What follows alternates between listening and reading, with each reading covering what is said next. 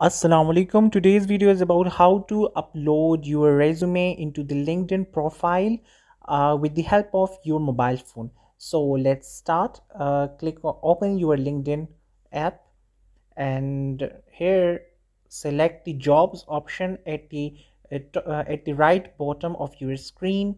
Now select the three dots button. Here you will see an option that is manage application settings. Select this.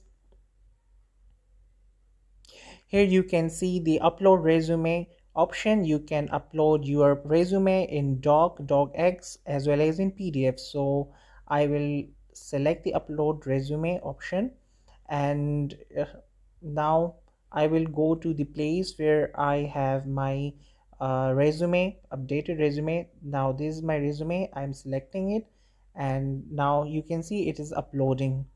So I have uploaded my resume successfully. You can also delete it if you want, just by clicking on the three dots in front of the resume. There is a delete option as well. So if you want to delete it, you can delete it from here. And now I have successfully uploaded my resume into the LinkedIn. So thank you so much for watching.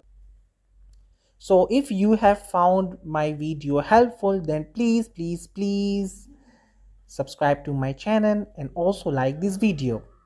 Thank you.